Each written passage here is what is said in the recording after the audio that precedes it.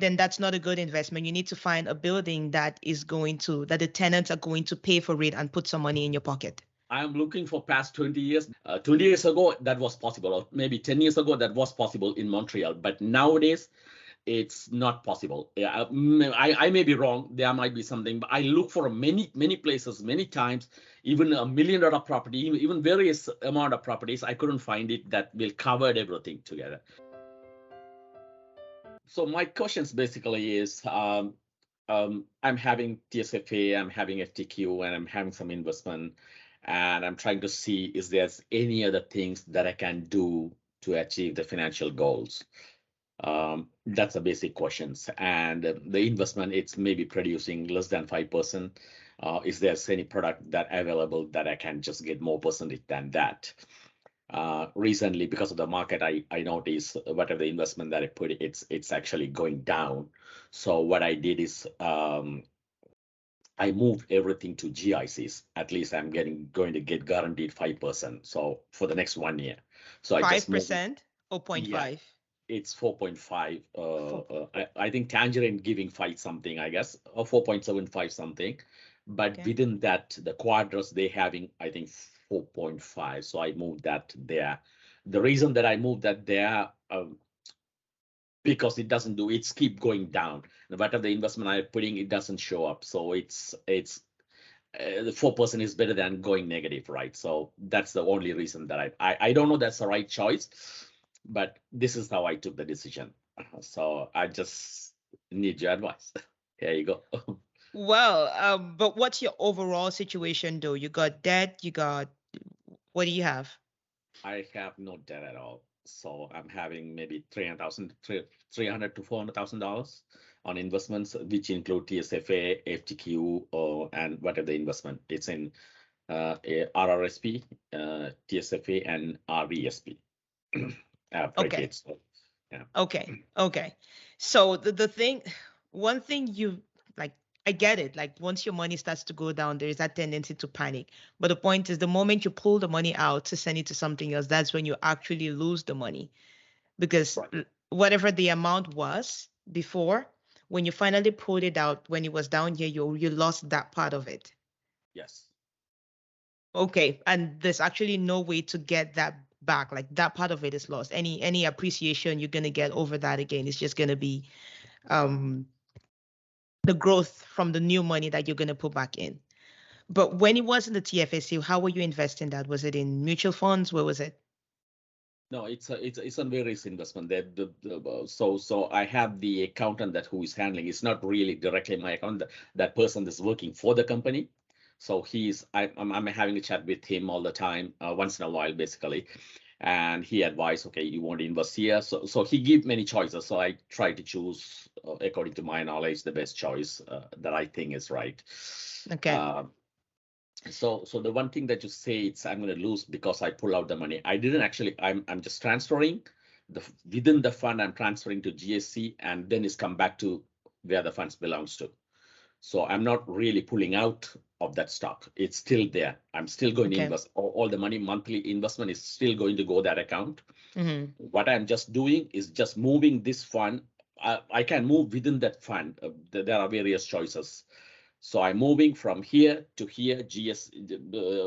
GICs, and then it's going to move back if the market is going okay.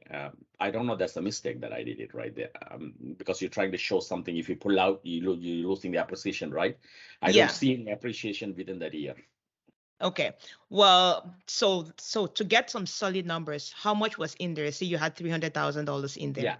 Yeah. When you transferred, when you moved it within there and transferred to a GIC, was it the full 300,000 you transferred to a GIC? Pretty close to $300,000. Yes. Okay. We left some fund. The reason is because we don't want to close this account. So therefore we left some fund. Okay. Well, maybe not. It was a good decision because the GIC 4.5%, that's quite high. I've hardly heard of GICs that are that high. They are mostly lower than 2%. I knew that. Yeah. The reason is 4.5 now is the interest rate is very high. So whenever the interest rate is high, the bank give more interest, which is normal on the market. I've seen this before and I'm seeing now. And if the interest rate comes down, that GICs will come down. Yeah. So I'm watching. That's the reason I just take for 12 months. I could have invested that for 5 years. Yeah. The reason is even the regular investment is give only 5%. It's at 4 to 5%, maybe 6, maybe 8% sometimes. Okay. It depends on the situations, right? So on average, we're talking about 5%. Okay.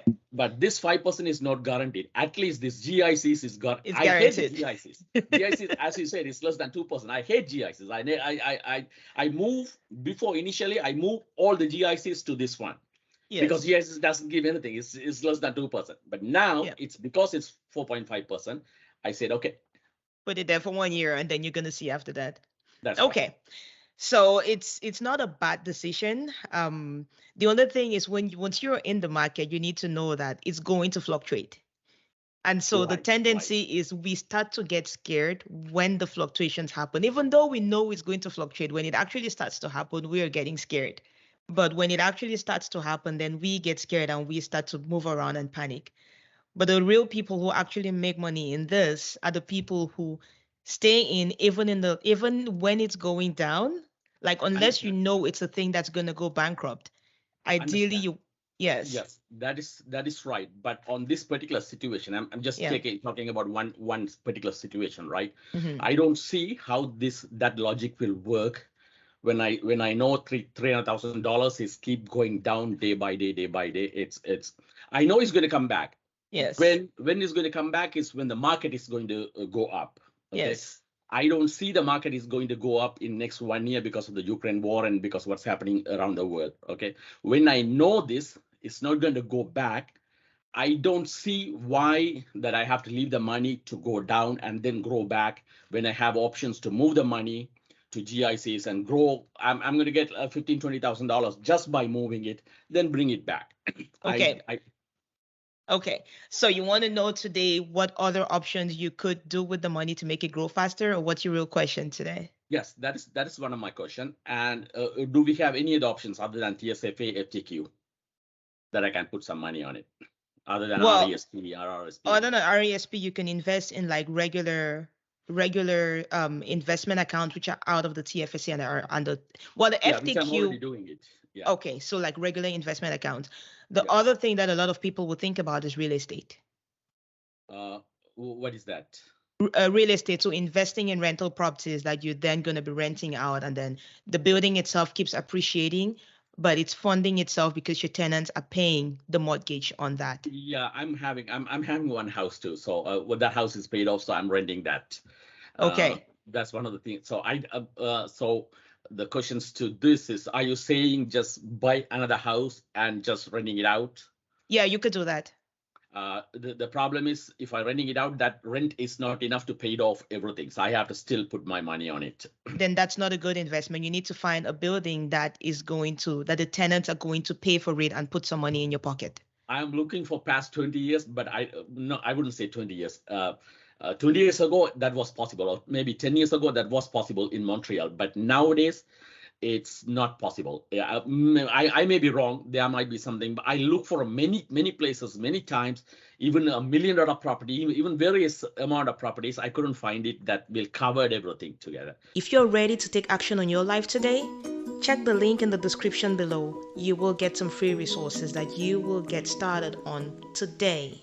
So there are properties that should cover everything. I know the interest rate is going a little bit up right now, but there's always a way. Like if you maybe go out of Montreal for the rental, like your home is here and everything, but you might want to look for a rental property that's a little bit out, because if you're getting a rental property that is not covering itself, then it's a waste of money because you're going to be putting money into it. So it's about finding the place, maybe not only within Montreal, maybe a little bit like in the outskirts a little bit, or just somewhere else. I know for a fact that right now houses in Alberta are way cheaper than houses in Montreal.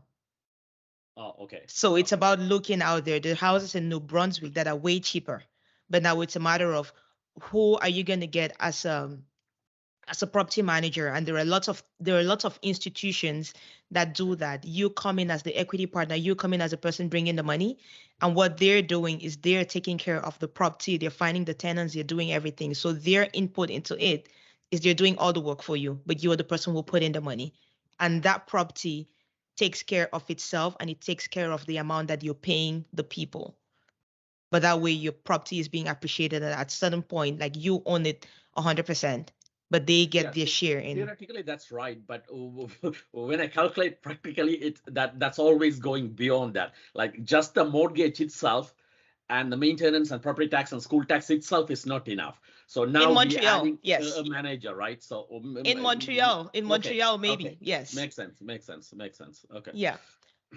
So those are Okay. options that are always there, because like real estate is one of the most secured, Okay.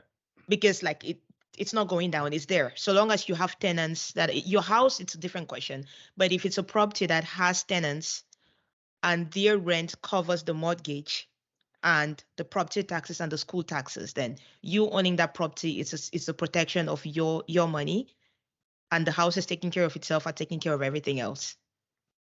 Okay. So it's something to look at. It's not necessarily like when we're looking only in Montreal, it's hard. But when we open our minds to say, okay, let me see a little bit outside, then it's something that you should be able to do. Yeah, I did try it outside, but as you said, I need to have somebody to just take care. That is the only question. You might have the experience, which I don't have it. Okay, that's a good advice, I guess. Yeah. So I know of a few people in my network who do that, like who and this is not like you should go and work with them or anything. It's just letting you know of the possibilities. I know of people who take care of this. They have maxed out on their own side and they cannot actually acquire more properties in their name. Okay. But now they are finding people like you who have the money but don't have the know-how or anything to do that. So they partner with you and say, hey, I'm going to do all the work. I'm going to find the tenants. I'm going to find the property. I'm going to find everything. And at the end of every month, we are going to make, say if you cash flow $300 at the end of every month, after the rent and everything is taken care of, you cash flow $300. Your share is $150, their share is $150. Okay. But the tenants that take everything is being taken care of by itself as the property. Like you just sit, your $300,000 is sitting there, or it's instead of it sitting in the bank, I don't know how much it's going to make for that amount of time, but you know, every single month you own a rental property that is not going down in value. It's paying for itself and you're receiving 150 every month. Right. So those are options. Hook me up with those people just to see if something possible. Okay. I'll speak to them and we'll see where that's leading. Okay. All right. So I'm going to send you one of their contact information after we get off this call. I would send you something I have your email. So I'm going to email you the contact. You go ahead and do your own due diligence when you talk with them. By no means, it's not like you're going to work with them because I refer them or something. No, just do your due diligence. If something doesn't seem right, don't do it. If it seems right to you, it's like, okay, now this is a decision you want to take for yourself. Okay. It's just about knowing that those are options that are available. Okay, perfect. And I recently heard from some of the videos, may not be from you. It's the home buyers, the first time home buyers. They are introducing something that you can invest, which is better than TSFA or something. Is that something applicable to me or my kids? For first time home buyers? Yeah. Well, your kids will be first time home buyers, but you're not, right? You own your home, right? That's right. You own your home and you already own rental property. So that would not be applicable to you. I don't exactly know precisely what you're referring to. So if you could point me in the direction, then I could help maybe more. Yeah, I think Ontario is starting. I think probably it's going to come all over Canada.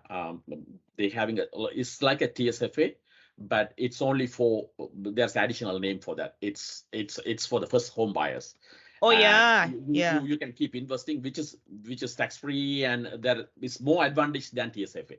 Yes. So yeah, I heard of that in passing. Like I actually have to go and do some like I didn't dig into it because like I'm not a first time home buyer. My kids are way younger. It's like, okay, that doesn't apply to me now, but it's something that I could look up, and then I could probably do a video on it and put it on one of my socials. Excellent. Yeah, that would be a good start. Yeah. Yeah. All right. Awesome. So I'll send you that information later on today once I pull it, and then I'll send it to you by email. Okay. Perfect. Thank you very much for your time. It's your time. You spend it with me. I really, really appreciate that. Thank you. You're welcome. So your situation might actually inspire somebody as well. So with your permission, if you're okay with that, is it okay if I put this video on social? It's okay? Okay. That's okay. All right. Perfect. Thank you very much. If you love this video and you want some more inspiration in your life, check out this one right next to me. You will love it. I'll see you there.